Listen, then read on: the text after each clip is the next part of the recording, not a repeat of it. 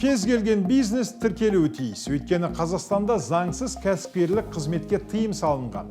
Бірақ өз ісін ашуға бел буған жаңадан бастап жүрген кәсіпкерлер бизнесті ұйымдастырудың қандай түрін таңдау керек деген дилеммамен жиі беттеседі. Шаруа қожалығы ма, жеке кәсіпкер немесе жауапкершілігі шектеулі серіктестік пе? Бүгін осы мәселені талқылап көрейік.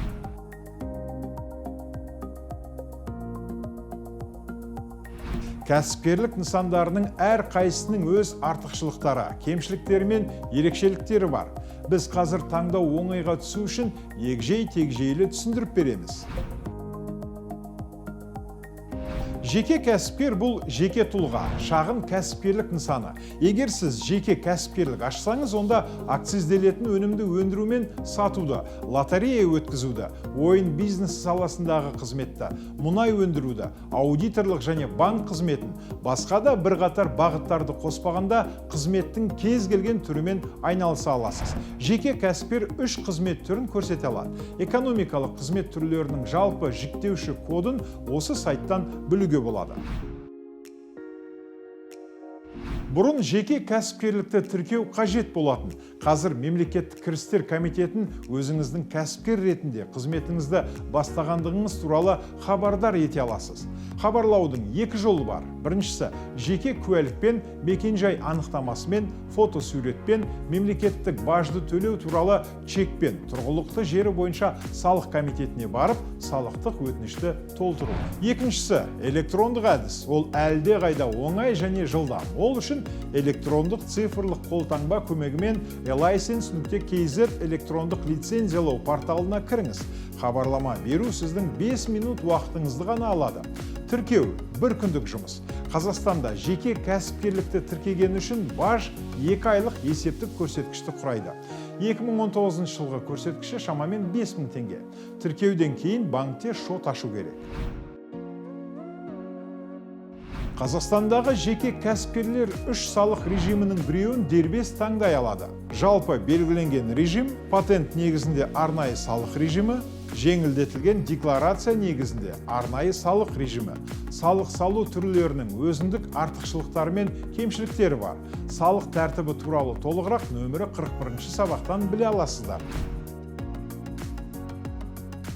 Жауапкершілігі шектеулі серіктестік бұл заңды тұлға. Жауапкершілігі шектеулі серіктестіктің бір немесе бірнеше құрылтайшысы болады. Сонымен қатар, жауапкершілігі шектеулі серіктестікті жеке кәсіпкер болып табылатын адамда аша алады. Жауапкершілігі шектеулі серіктестік жарғылық капитал ұғымына ие. Ол акцияларға бөлінеді және қатысушылардың жарналары есебінен қалыптасады. Орта және ірі кәсіпорындар үшін жарғылық капиталдың мөлшері 100 айлық есептік көрсеткіштен кем болмауы керек, ал шағын бизнес үшін бастапқы жарғылық капитал қажет емес. Жауапкершілігі шектеулі серіктестікті халыққа қызмет көрсету орталығында, сондай-ақ электрондық үкімет сайтында тіркеуге болады. Ол үшін сізге электрондық цифрлық қолтаңба қажет. Біріншісі, e-gov порталына кіреміз, басты бетте бизнес бөлімін таңдаймыз, бизнесті тіркеу және дамыту бөлімінде қызметтер өрісінде барлығын көрсету түймесін басамыз және заңды тұлғаларда мемлекеттік тіркеу қызметін табамыз. Екіншісі, қызметтің сипаттамасын оқимыз және қызметке онлайн тапсырыс беру түймесін басамыз. Үшіншісі, содан кейін барлық қажетті өрістерді толтырамыз. Бизнесті ұйымдастырудың осы 2 нысанын салыстыра отырып, артықшылықтары мен кемшіліктерін қарастырайық. Біріншіден, жеке кәсіпкерлікті тіркеу үшін аз құжат қажет. Мысалы, жауапкершілігі шектеулі серіктестік үшін 2 тілде жарғы талап етіледі. Сондай-ақ сіз кәсіпкерлік қызметті жүргізетін үй-жайды жалға алуды растайтын арнайы ғимарат немесе шарт болуы тиіс. Құрылтайшылардың үлестік қатысуын растайтын құжаттар да сұралады. Екіншіден, жеке кәсіпкерлік салықты аз мөлшерде төлейді, сондай-ақ оның корпоративтік табыс салығы жоқ. Үшіншіден, оңайлатылған нысанда жауапкершілігі шектеулі серіктестік қызметкерлерінің штаты 50 адамды құрайды, ал жеке кәсіпкерлікте 30 адам. Бұл санға жеке кәсіпкерліктің иесі де кіреді. Төртіншіден, жеке кәсіпкерлікке бухгалтерлік есепті жүргізбесе де болады. Бұл бухгалтер жалдамауға және өз шығындарын үнемдеуге мүмкіндік береді. Жауапкершілігі шектеулі серіктестікке бухгалтериясын жүргізіп отыру міндетті. Бесіншіден, жеке кәсіпкерліктің айыппұл мөлшері жауапкершілігі шектеулі серіктестікке қарағанда айтарлықтай төмен, бірақ жеке кәсіпкерлік заң алдында өз мүлкімен жауап береді. Мысалы, егер сіз қаржы ұйымына, жеткізушілерге немесе тағы біреулерге қарыз болсаңыз, онда сот сізден жеке мүлікті, нақтырақ айтқанда автомобиль, жылжымайтын мүлік, тіпті тұрмыстық техниканы өндіріп ала алады.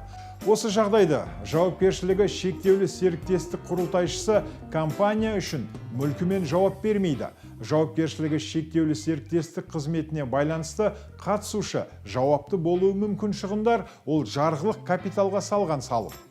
Алтыншыдан, компанияның имиджі. Кейбір ұйымдар жеке кәсіпкерлермен салыстырғанда жауапкершілігі шектеулі серіктестіктермен жұмыс істеуді жөн көреді. Себебі ол салмақты көрінеді, бірақ соңғы уақытта бұл тәжірибе көмескіленіп келеді. Жетіншіден, жауапкершілігі шектеулі серіктестік бірлескен бизнес жүргізуді қалайтындар үшін тиімді. Кірістер әрбір қатысушының салымдарына бірдей бөлінеді. Әрине, сіз өз досыңыздың атынан жеке кәсіпкерлік ашып, бизнесті бірге жүргізуге және белгілі бір жолмен кірістерді бөлуге уағдаласа аласыз. Бірақ бәрі заңды түрде анық болғанын қаласаңыз, онда жауапкершілігі шектеулі серіктестік ашу керек. Жауапкершілігі шектеулі серіктестік қызметі жеке заңмен реттеледі. Ауылдық жерлерде шағын кәсіпкерліктің кең таралған нысандарының бірі шаруа және фермерлік қожалықтары.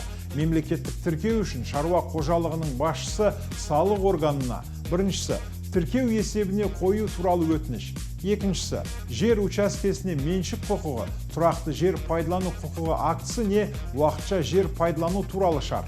Үшіншісі шаруа қожалығы басшысының фотосуретін тапсырады. Қазақстан салық кодексінің 78-ші тарауында ауыл шаруашылығы өнімдерін өндірушілер үшін арнайы салық режимі түрінде бірқатар артықшылықтар қарастырылған. Олар өсімдік шаруашылығы, мал шаруашылығы, құс шаруашылығы, ара шаруашылығы және балық шаруашылығы өнімдерін өндіретін кәсіпкерлер.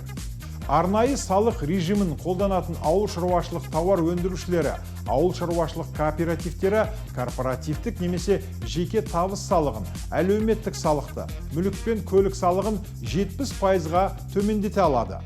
Жерді иеленетін немесе жалға алатын шаруалар мен фермерлер жердің сметалық құны бойынша есептелген бірыңғай жер салығын төлейді.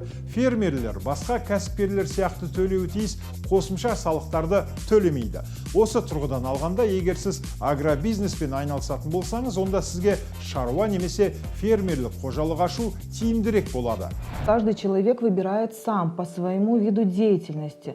То есть, если у него большой штат сотрудников, если у него большие обороты, доход от реализации, если у него, то он открывает товарищество с ограниченной ответственностью, конечно, чтобы уже развиваться и развивать свой бизнес, да, и он понимает, что у него большие обороты.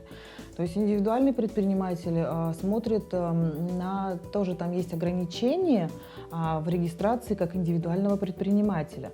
То есть есть, допустим, упрощенная декларация индивидуального предпринимателя, он может зарегистрироваться по упрощенной декларации, при этом если его доход составляет, не превышает 24 038 МРП. То есть тоже есть ограничения в этом.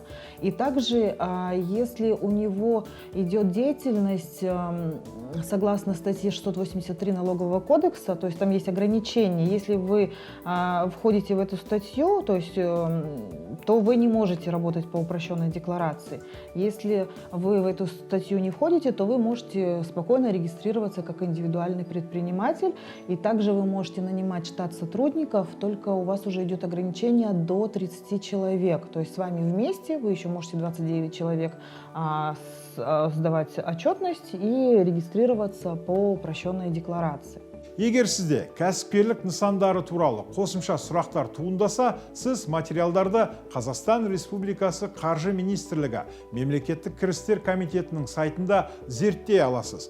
Бұдан басқа кәсіпкерлерге қызмет көрсету орталығына 1408 немесе 1414 нөмір арқылы қоңырау шалуға болады.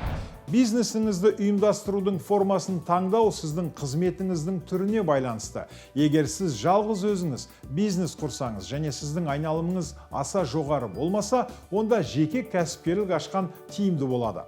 Ал егер бизнес бірлескен және үлкенірек болса, онда жауапкершілігі шектеулі серіктестік ашып, жеңілдетілген режимге қоюға болады. Ауыл шаруашылығындағы бизнес үшін шаруа және фермер қожалығын ұйымдастырудан артығы жоқ. Бұл сабақ сізге пайдалы болды деп сенемін. Келесі кездескенше.